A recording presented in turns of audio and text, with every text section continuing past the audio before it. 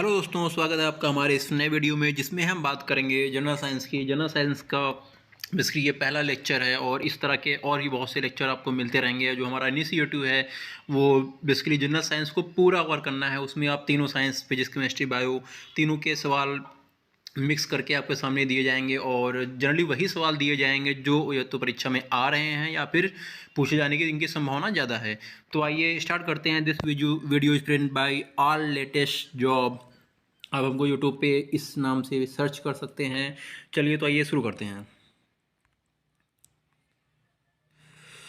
सबसे पहले हम बात करेंगे पहले क्वेश्चन की। पहला क्वेश्चन हमारा है, डॉप्सन इकाई का प्रयोग किसके मापन में करते हैं।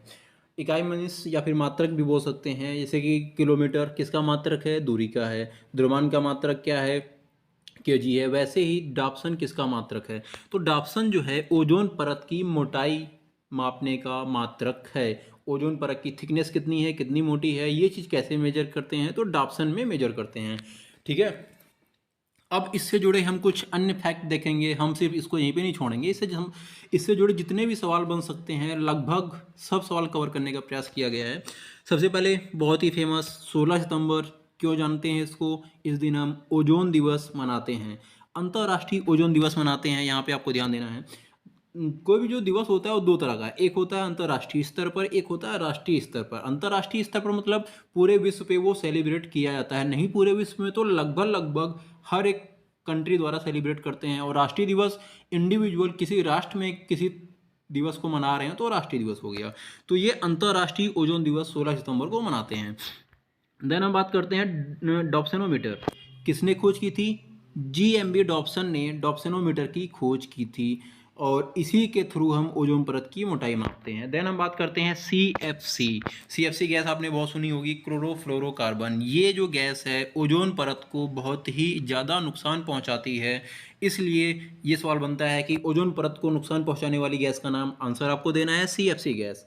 ठीक है। इसके चलते बहुत से आपने देखे होंगे 90s के या 2000 के दशक में बहुत से जो फ्रिज थे, एसी थी, उसमें जो गैस यूज की जा रही थी, फ्रेयॉन करके शायद उसका नाम था, वो CFC प्रोड्यूस करती थी। इसलिए उसको बैन करके फिर नई गैस वहाँ पे यूज की जाने लगी। देन फिर से वो चीज़ें प्रचलन में आई।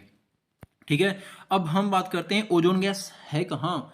तो ओजोन गैस समताप मंडल में स्थित है। क्वेश्चन कैसे बनेगा, किस मंडल में या किस लेयर में वातावरण की ओजोन गैस पाई जाती है। योर आंसर इज समताप मंडल। ठीक है। देन समताप मंडल की मोटाई, थिकनेस कितनी है, 20 to 30 किलोमीटर, 20 से 30 किलोमीटर समताप मंडल की मोटाई है। देन हम बात करते हैं ओजोन परत इंपॉर्टेंट क्यों है, क्यों हम डिस्कस कर रहे हैं। तो बेसिकली क्या होता है, सूर्य का प्रकाश पृथ्वी पे आता है। पृथ्वी का सबसे बड़ा ऊर्जा का स्रोत क्या है, सूर्य का प्रकाश है। उस प्रकाश से हमारे जीवन के बहुत से काम चलते हैं। ठीक है। अब क्या होता है, सूर्य का प्रकाश अगर डायरेक्ट पृथ्वी में आता है और हमारी स्किन के संपर्क में आता है तो वो क्या होगा, हमारी स्किन में स्किन कैंसर पैदा कर देगा। क्यों? वो जो प्रकाश है वो अल्ट्रावायलेट रेज के फॉर्म में आता है, पराबैंगनी किरणों के फॉर्म में आता है। उसको बीच में फिल्टर करने का काम ओजोन गैस करती है। ओजोन लेयर से जब वो गुजरता है तो अल्ट्रावायलेट रेज फिल्टर हो करके वो पृथ्वी पे आती हैं, जो हमारे लिए नुकसानदेह नहीं है।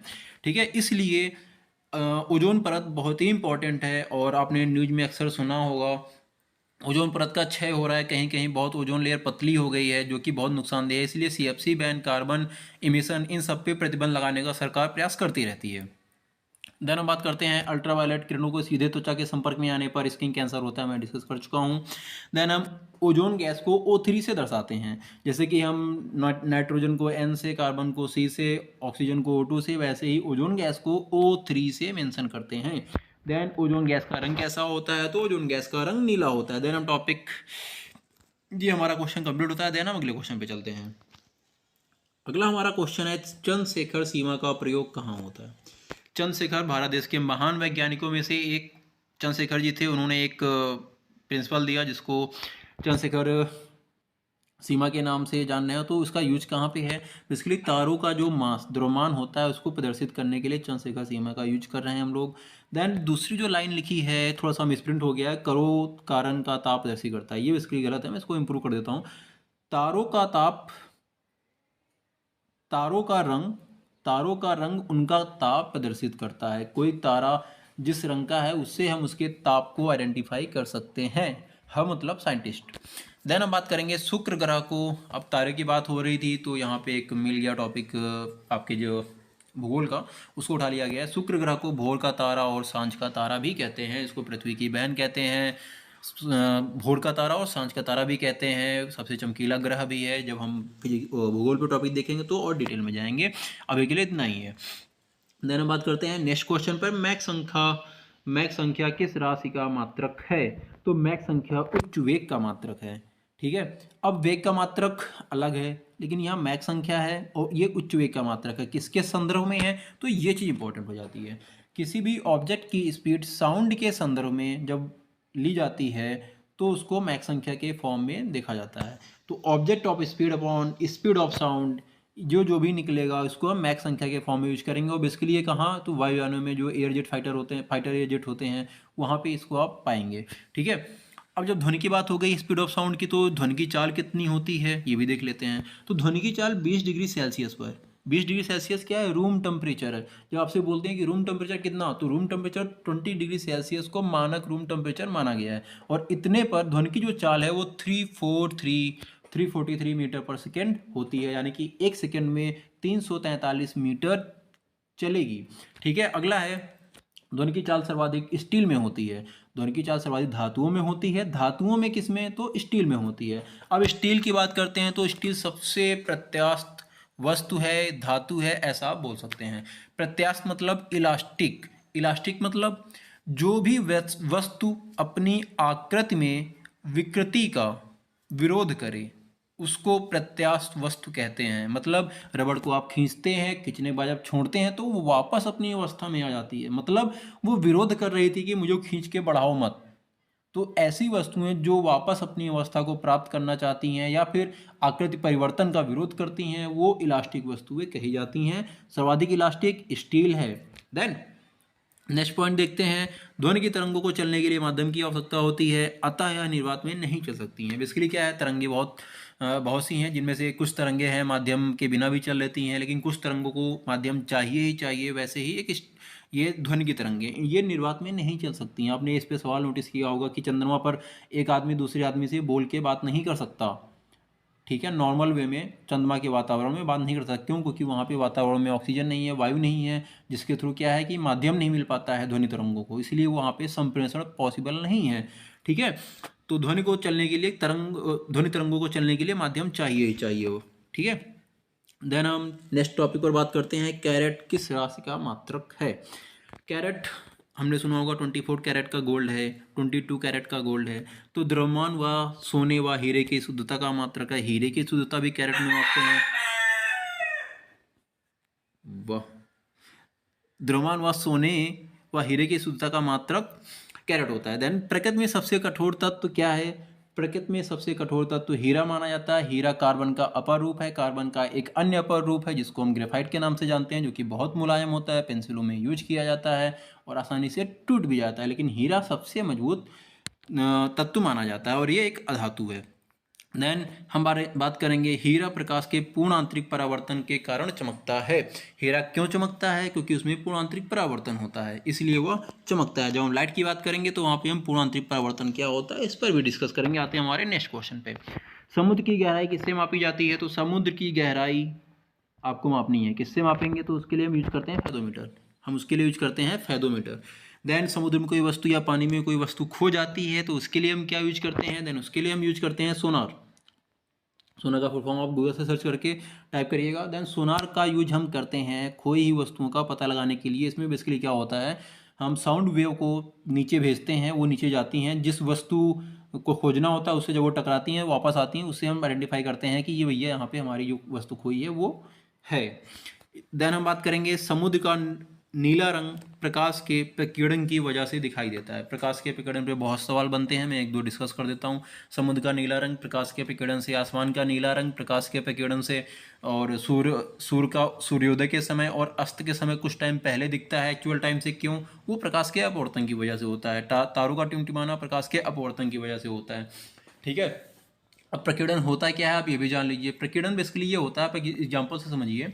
एक आपके पास सेफल है, बल्ब है, आप जलाएंगे तो वाइट लाइट दे रहा है। अगर आपने इसको पन्नी लगा दी ब्लू रंग की, अब लाइट कैसी आएगी, वो सफ़ेद ना होकर के ब्लू लाइट बाहर फेंकेगा, ब्लू लाइट देगा। तो इससे हमें ज्ञात क्या हुआ कि जब जब हमने उसको ब्लू लाइट, ब्लू पन्नी लगा दी, पॉलीथीन चढ़ा दी है, तब वो ब्लू लाइट दे रहा है। इसका ये सेंस हुआ कि उसने अपनी क्वालिटी छोड़ दी और उस ब्लू पन्नी की क्वालिटी अपना ली और उसके हिसाब से स्कैटरिंग पदार्थ, वो प्रकाश को बाहर फैला रहा है। सेम काम प्रकाश के विकिरण में होता है। ये क्या करते हैं, जिस भी माध्यम में जाते हैं उसके अणुओं, उसके कणों के अंदर घुस के और उसके कणों के रंग को प्रदर्शित करने लगते हैं। इसको हम प्रकाश का विकिरण कहते हैं। ठीक है।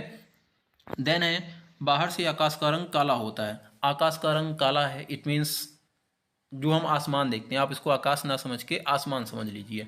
आसमान हम यहाँ से देखते हैं, नीचे से बैठ के हमें नीला दिखता है, लेकिन सेम चीज़ हम बाहर से, मतलब आसमान अंतरिक्ष से, ठीक है, बहिर्मंडल में जाके हम देखेंगे तो हमें काला दिखाई देगा।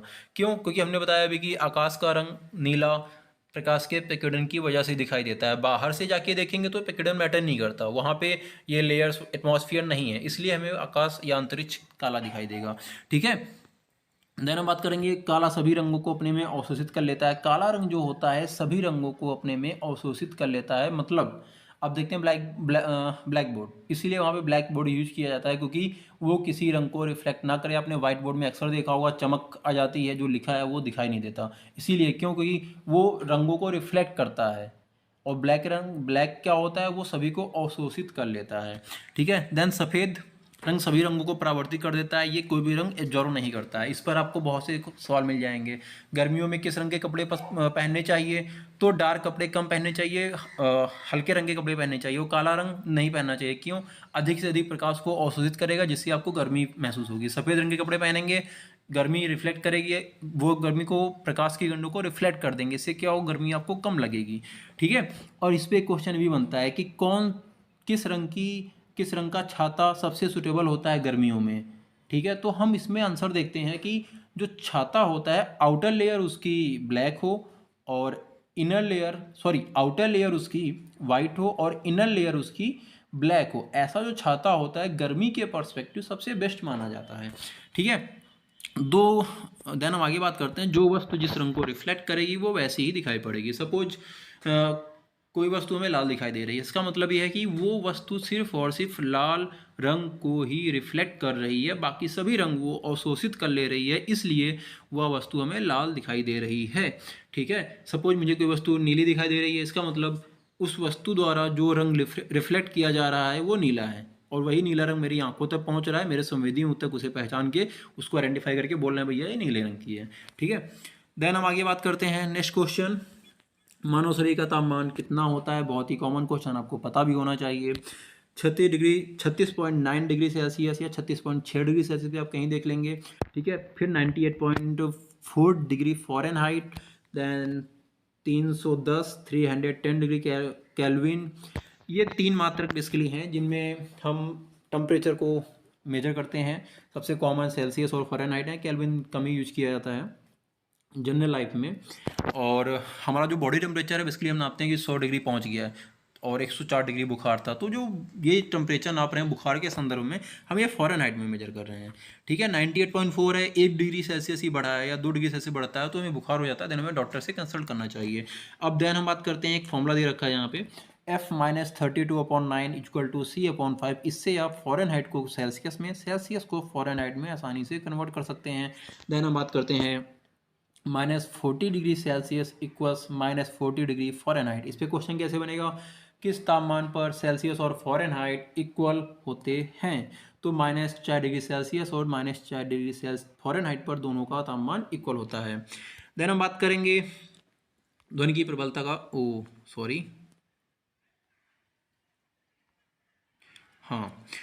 ध्वनि की प्रबलता का मात्रक क्या है? ध्वनि की प्रबलता मतलब लाउडनेस ऑफ वॉइस, कोई कितनी तेज बोल रहा है या साउंड कितना ज़्यादा हो रहा है, डीजे बज रहा है तो बहुत तेज आवाज़ हो रही है, तो उस चीज़ को मेजर किस में करते हैं? तो डेसिबल, ध्वनि की प्रबलता का मात्रक क्या है? डेसिबल है। ठीक है। किसी भी ध्वनि की प्रबलता को हम डेसिबल में मेजर करते हैं। ध्वनि की प्रबलता के मानक कुछ बने हुए हैं, उनको हम देखते हैं।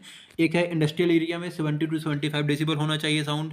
देन हम बात करते हैं कमर्शियल एरिया, 65 to 55 डेसिबल होना चाहिए। देन हम बात करते हैं रेसिडेंशियल एरिया, 55 to 45 डेसिबल होना चाहिए। देन हम बात करते हैं साइलेंट जोन, ये जो है 40 टू 50 डेसिबल होना चाहिए। इंडस्ट्रियल एरिया जहाँ पे औद्योगिक क्षेत्र बेसिकली जहाँ पे निर्माण होते हैं, जैसे कि आप टाटा मोटर्स की कंपनियाँ उठा लीजिए, महिंद्रा एंड महिंद्रा की उठा लीजिए, अशोक लीलैंड की उठा लीजिए, यहाँ पे गाड़ियाँ बन रही हैं या कोई मशीनरी या कोई प्रोडक्शन काम हो रहा है, वो हो गया industrial area. Commercial area malls या जितने भी कॉमर्शियल काम हो रहे हैं ये सब कॉमर्शियल एरिया में। रेजिडेंशियल एरिया जहाँ पे आम पब्लिक रहती है, वहाँ का जो वो साउंड होना चाहिए वो 45 टू 55 से ज़्यादा नहीं होना चाहिए। देन साइलेंट जोन, बहुत से गवर्नमेंट ऑफिस हैं या फिर कोई प्राइवेट ऑफिस हैं जहाँ पे साइलेंट जोन डिक्लेयर कर रखा है उन्होंने अपने आप को, वहाँ पे 40 टू 50 डेसिबल साउंड से ऊपर नहीं होना चाहिए। देन हम बात करते हैं बहते हुए जल की गति। बहते हुए जल की गति को प्रकट करने के लिए किस मात्रक का उपयोग करते हैं?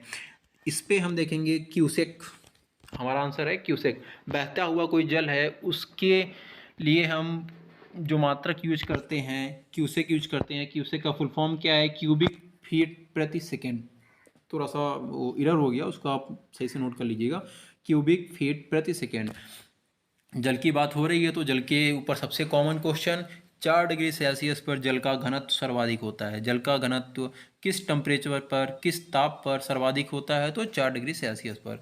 जल का आयतन किस ताप पर न्यूनतम होता है? तो 4 डिग्री सेल्सियस पर। घनत्व और आयतन एक दूसरे के अपोजिट हैं। घनत्व बढ़ेगा आयतन घटेगा, और जब आयतन बढ़ेगा तो घनत्व घटेगा। क्यों? इसका फॉर्मूला ये है, घनत्व बराबर द्रव्यमान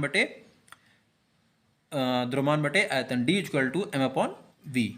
देन हम बात करते हैं जल का आयतन जमने पर बढ़ता है, जिससे सर्दियों में पानी के पाइप फट जाते हैं। बेसिकली क्या होता है, हमने देखा है कोई भी द्रव जब ठोस बनता है तो उसके कण अण जो है पास पास हो जाते हैं, जिससे उसका आयतन कम हो जाता है। लेकिन जल के साथ उल्टी प्रॉपर्टी है। तो यहाँ पे क्या होता है, जल का आयतन जब जमता है तो उसका आयतन बढ़ जाता है। जब आयतन बढ़ जाता है तो क्या होता है, जो पानी के पाइप हैं वो तो भाई सर्टेन आयतन के लिए ही थे, लेकिन आयतन तो बढ़ गया तो उससे क्या है, पानी के पाइप कहीं कहीं क्रैक कर जाते हैं। इसलिए ये क्वेश्चन भी अक्सर बनता है कि जल जमने पर आयतन उस अपना बढ़ा लेता है। ठीक है। और इसका एक बहुत ही अच्छा एग्जांपल मैं आपके साथ डिस्कस करना चाहता हूँ। आपने झील देखे होंगे तो वहाँ पे क्वेश्चन ये बनता है, भाई ठंडी है, पानी तो जम गया 4 डिग्री सेल्सियस 0 डिग्री सेल्सियस पे, जो उसके जो जीव जंतु हैं वो कैसे जिंदा हैं? तो यही कॉन्सेप्ट कह सकते हैं वहाँ पे अप्लाई होता है कि ऊपर का जो लेयर है पानी का वो जम जाता है, और बर्फ उष्मा की कुचालक, या हाँ उष्मा की कुचालक उसको कह लीजिए, जो ऊपर की ठंडी है वो नीचे जा नहीं पाती। नीचे का पानी क्या है, जमता नहीं है, नीचे पानी कॉमन अवस्था में रहता है, जिससे क्या है बाकी जीव जंतु जो है नीचे वाले पानी में आराम से सर्वाइव कर लेते हैं। ठीक। देन हम बात करते हैं ड्यूटेरियम ऑक्साइड D2O, भारी जल। इसी पे आपको 2 सवाल मिल गए। ड्यूटेरियम ऑक्साइड क्या है? तो ये भारी जल है। इसका फॉर्मूला क्या है? तो D2O है। ठीक है। देन हम बात करते हैं यह यूज कहाँ होता है? तो परमाणु भट्टियों में मंदक के रूप में इसका इस्तेमाल किया जाता है। ठीक है। परमाणु भट्टियों मंदक के रूप में कैडमियम की छड़ें भी इस्तेमाल की जाती हैं, आपको भी ध्यान रखना है। देन हम बात करते हैं नॉटिकल मील यूनिट का उपयोग कहाँ करते हैं? नॉटिकल मील जैसे कि दूरी के लिए किलोमीटर है, वैसे समुद्री दूरी के लिए नॉटिकल मील है। समुद्री दूरी के मापन में हम नॉटिकल मील का इस्तेमाल करते हैं। जब आ गया है तो इसको मीटर के संदर्भ में देख लेते हैं क्या है। एक नॉटिकल मील बराबर 1852 मीटर। ये बेसिकली एसएससी का बहुत ही फेवरेट सवाल है, एनटीपीसी में भी कई बार पूछा गया है। एक नॉटिकल मील बराबर 1852 मीटर होता है, या किलोमीटर में तो 1.852 किलोमीटर बोल देंगे। एक नॉटिकल मील बराबर 1.15 मील होता है। समुद्री जहाज़ों द्वारा चली गई दूरी को नॉट में प्रदर्शित करते हैं। आपकी गाड़ी ट्रेवल करेगी तो हम बोलेंगे भैया इतने किलोमीटर पर आवर है, लेकिन यहाँ पे हम उसको नॉट में मेंशन करेंगे। ठीक है। देन हम नेक्स्ट क्वेश्चन पे आते हैं, वायुयान किस सिद्धांत पर काम करते हैं? हमारे जो एरोप्लेन होते हैं वो बेसिकली बर्नौली के सिद्धांत पर काम करते हैं। वायुयान के टायरों में, हाँ वायुयान संबंधित बहुत ही कॉमन क्वेश्चन, नाइट्रोजन या हीलियम गैस उनके टायरों में भरी जाती। ये गैसें हल्की होती हैं।